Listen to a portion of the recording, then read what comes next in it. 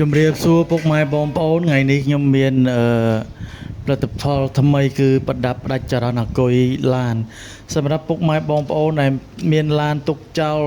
បាទដែលមិនពាក់ព័ន្ធជាមួយនឹង hybrid ពុកម៉ែបងប្អូនអាចទិញប្រដាប់ផ្ដាច់ចរន្តអាគុយនេះបានរបៀបប្រើរបៀបដាក់គឺងាយស្រួលហើយសម្រាប់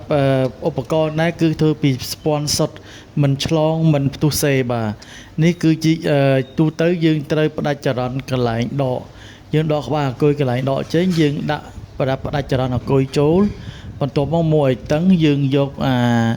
ខ្សែពណ៌ខ្មៅរបស់ឡានហ្នឹងដាក់ជាប់ជាមួយនឹងទី2នេះបាទហើយយើងមួឲ្យជាប់នៅពេលដែលយើងមួហើយយើងបិទវាសាកមើលតើមានភ្លើងអត់ដល់ពេលកុងតាក់យើងវីទៅណាដាច់វីទៅណាបើកអញ្ចឹងពុកម៉ែបងប្អូនអាចជាវ